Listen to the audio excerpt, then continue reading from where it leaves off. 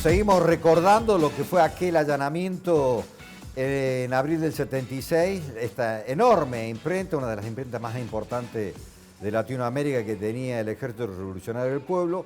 Canal 10 estuvo allí en ese allanamiento y hoy lo estamos recordando con el Vasco Orzacoa. Bueno, llegaron a la casa, pasaste del living a la cocina, se vio un poco el fondo, pero vamos a lo esencial, donde funcionaba precisamente la imprenta. Pero para llegar a la imprenta había que bajar, y tuviste que bajar, ahí lo vemos.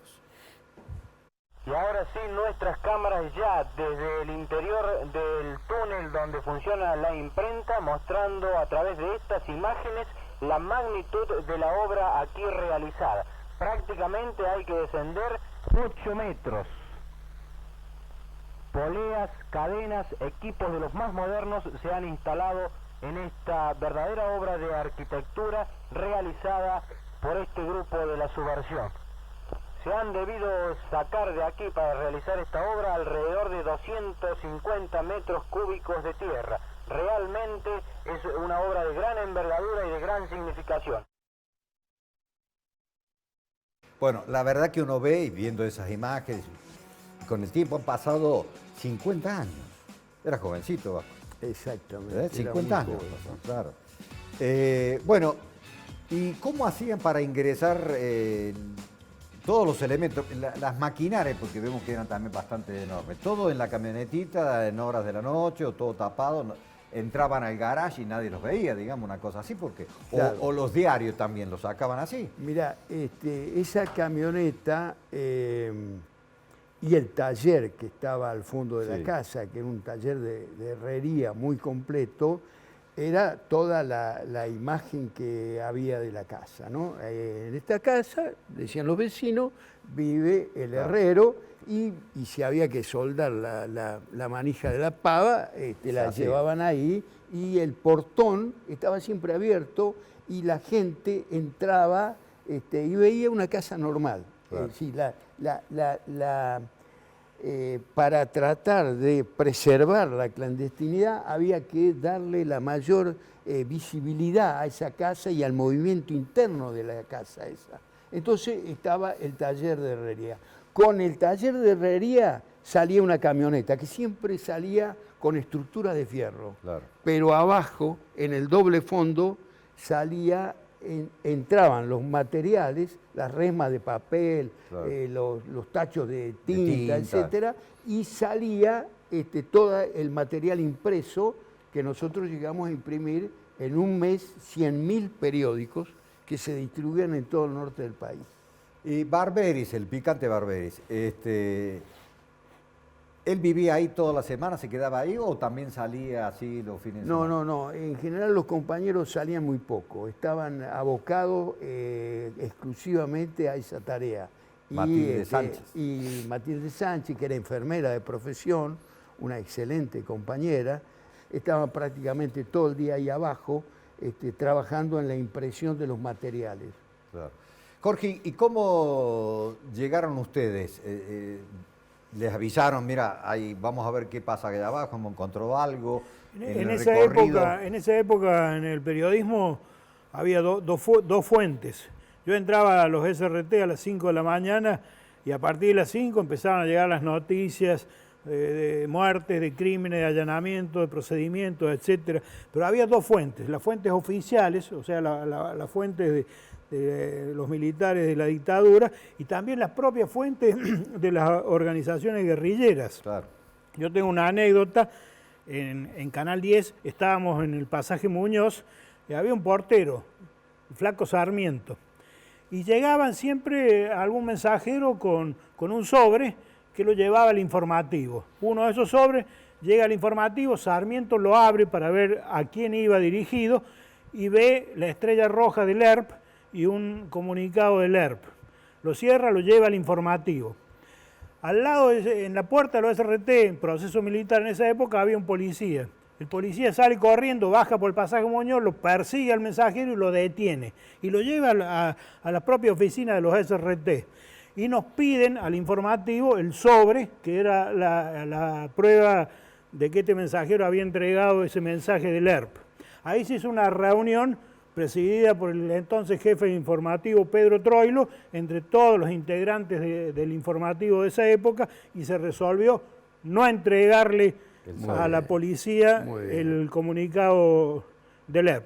Esas eran las dos fuentes con las cuales nos informamos. Claro. Pero esa mañana... A veces también nos llamaban por teléfono a la redacción y te decían hay un sobre en el espejo del baño de tal exactamente, bar. Si habremos recorrido el agua de los baños de los bares céntricos en busca de comunicados.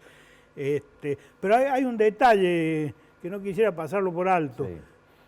Cuando nosotros llegamos, estaban los elementos de la cocina. Es más, había un tachito de leche con la leche derramada. La impresión, yo lo manifiesto en el informe, es de que acababan de escaparse. Irse. Sí, yo tengo la información que se fueron un día antes, o por lo menos así lo cuenta la historia, que alcanzaron a ir. O sea, que le avisaron 2 días antes, se enteraron. Pero usted llegó el día después a avisar a la noche, así que... Mirá, pero todo ha estado ahí, digamos. Yo llegué temprano, venía de Buenos Aires, y tuve que esperar la señal de la Victoria de la sábana, ¿no? Yo llegué 6:30 de la mañana más o menos y empezamos a dar vuelta en un auto con otro compañero las inmediaciones para ver si había alguna señal de que podría haber sido ya ubicado el inmueble y allanado. No había ninguna señal, entonces quedamos esperando las 7:10. Te aseguro que los últimos 5 o 10 minutos para nosotros fue una gran tensión para ver si se abría la ventana y Victoria sacaba la sábana agitándola. A las 7:10, con precisión, Victoria abre la ventana. Entonces yo me cruzo, estaba estacionado el auto enfrente, me cruzo y le digo, Victoria, tomá a los chicos, tomen los documentos, salgan con la camioneta e inmediatamente tienen que estar fuera de la casa porque es probable, es seguro que va a caer la casa. Vemos ahora, así fue recién como los compañeros salieron. Nos encontramos cerca del Arco con ellos, yo les di una cita para que fueran a Buenos Aires. Desafortunadamente, al año 1977, los compañeros estando en Moreno caen, los 4 compañeros. Los 4 compañeros cayeron en una redada. El Héctor fue fusilado ahí en el lugar, en presencia de sus hijos, y Victoria le vendaron los ojos, lo subieron a un camión militar a Campo de Mayo. Claro. Ahora, porque seguidamente, no sé si es coincidencia o no, porque una vez allanada precisamente la casa, a la semana siguiente en Buenos Aires también cae la cúpula, incluso el asesinato de Santucho. O sea, pasaron 7 días desde el allanamiento. Sí, por eso julio del 76 fue para nosotros un año de muchos golpes, de muchas caídas.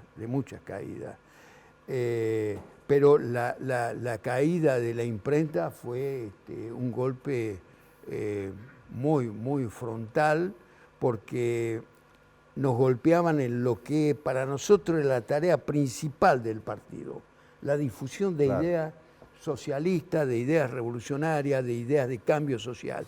A través de esa prensa nosotros explicábamos cómo queríamos cambiar el país. Bueno, pero para eso, para poder imprimir el diario y los documentos, se necesitaban esas máquinas, se necesitaba la imprenta, pero las máquinas. Ahora vamos a ver precisamente lo que hablábamos recién de estas máquinas que vos nos comentabas. Y aquí observamos algunas de las importantes máquinas instaladas en esta imprenta clandestina. Se trata evidentemente de 2 máquinas offset de un valor sumamente importante. Teniente Coronel Carpani Costa, ¿podría explicarme el valor aproximado de este instrumental de imprenta? Este instrumental de imprenta debe oscilar en el orden de los 15.000 millones de pesos. ¿En maquinarias? En maquinarias exclusivamente. Además, la instalación de todo este instrumental y la realización de esta obra de arquitectura subterránea. Usted puede apreciar por la cantidad de conexiones eléctricas este equipo de acondicionador de aire que se está instalando, que es tremendamente voluminoso. La infraestructura debe superar a cálculos de hoy los 5.000 millones de pesos. Evidentemente, estas maquinarias son sumamente valiosas. Bueno, y debían tener alta tensión también por esas máquinas, o sea, se había hecho no solamente aire acondicionado, tenían todo, digamos, ¿no? Está todo planificado. Sí. En ese momento, las máquinas que nosotros habíamos llevado allí eran esas máquinas offset, Claro. o sea, ya no imprimíamos con el método de linotipia, creo que así se llama, que era con las letras, sino que esto se hacía con unos esténciles, o sea, cada hoja era un esténcil hecho con una máquina especial. Eso en el laboratorio, teníamos allí un laboratorio, se pasaba, en esas hojas estaba impreso la redacción de las notas, se pasaban a la chapa se ponía en el rodillo y allí empezaba una impresión de miles y miles de... ¿Se trabajaba las 24 horas la impresora? ¿A la noche también? ¿O por los ruidos? No, nosotros trabajábamos fundamentalmente, además por descanso de los compañeros, desde las 7 de la mañana hasta las 6, 7 de la tarde. Y con eso garantizábamos toda la cantidad de prensa que después en un equipo de distribución, a través de un camión que recorría las provincias, iba llevando a Santiago del Estero, a Tucumán, a Jujuy, Salta, norte, Catamarca, La Rioja, Mendoza, y volvía acá. Pero vos insistías con tu trabajo allí porque veíamos una de las impresoras, pero no era la única. Vos te movés un poquito y nos encontramos con otra máquina que era la que vos hablabas al principio, que era la más importante, la vemos. Hay otra máquina que también habremos de mostrarla con nuestras cámaras. Se trata de una guillotina de alta presión, una máquina sumamente importante cuyo peso aproximado sería de 2 toneladas. Teniente Coronel, aquí estamos observando algún material impreso en esta imprenta. ¿De qué se trata, por favor? Esto es un manual de instrucción para la guerrilla rural, recientemente editado. Como se puede ver, estas son una de las primeras copias que salen para la difusión, y debajo podemos verlas ya encargadas, listas para su remisión a los distintos destinos que le daría la organización. Gracias, Teniente Coronel. Pasamos a otra dependencia de esta cámara subterránea. Se refiere al laboratorio fotográfico. Aquí las correspondientes cubetas de revelado fotográfico y a su costado una moderna máquina fotocopiadora cuyo valor, por supuesto, todos conocen. Y esta es la imagen general de la galería ubicada a 8 metros bajo tierra. Jorge, ¿podías trabajar tranquilo? Veo que te podías mover por toda la casa, digo. Sí, en ese momento, obviamente, el ejército tenía interés en que se difundiera. Lo que para ellos se suponía era un logro haber encontrado esta imprenta, pero me interesaría aclarar algo importante de esa época de la dictadura. En todo el periodismo argentino, no solo en la televisión, en la gráfica, en todo el periodismo de la Argentina en la época de la dictadura, había normas impuestas por los dictadores que todos los periodistas debían cumplir. Una de esas normas era que no se debían nombrar a las organizaciones guerrilleras, o sea, no se podía nombrar ERP, Montonero, FARC, se debía decir organizaciones extremistas u organizaciones subversivas.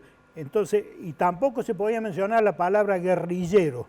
La dictadura había prohibido la palabra guerrillero. Quizás porque la palabra guerrillero tenía un símbolo muy importante para una generación de jóvenes que veía en la guerrilla la posibilidad de rebelarse contra la opresión, contra las faltas de libertades y contra las dictaduras de todo tipo en Latinoamérica. La palabra guerrillero tenía que ver con el Che Guevara, entre otras cosas, ¿no? Claro. Bueno, y entonces allí, Vasco, se trabajaba, después se distribuía ese material, lo explicabas recién vos, hacia el norte. Nunca habían tenido ninguna complicación, pero se ve que por algún motivo hubo alguna filtración, digamos. Sí, evidentemente, hubo un problema por el cual pudieron llegar los militares, ¿no? cuando llega Carpani Costa, hace una inspección por toda la casa y les dice, comunica a Buenos Aires, información falsa, acá no hay ninguna imprenta. Lo que pasa es que estaba tan herméticamente cerrado la construcción que no había ninguna señal de que pudiera haber a 10 metros bajo tierra. Imaginaban que estaba ahí una arriba, bóveda, digamos, ¿no? que era parte de la planta baja. Demoró casi un día, el operativo militar en encontrar la entrada a la imprenta. Bueno, enseguida vamos a hablar porque hay otra de las que ubica a Jorge en ese lugar. Hay un lugar como si fuera un dormitorio, te voy a preguntar después de la pausa, porque ahora nos vamos de vuelta a la pausa, si formaba parte de lo que se conocía por aquella época como las cárceles del pueblo. Hacemos de nuevo una pausa y seguimos conversando, Vasco y Jorge. Vamos, recordamos la trivia. Ven en casa, piensen, hagan memoria, porque lo hemos dicho ya en el programa. ¿A cuántas cuadras del Patio Olmos funcionaba la imprenta clandestina? ¿A 35 cuadras? ¿O a 25 cuadras? ¿O solo a 15 cuadras del centro del Patio Olmos? Pausa.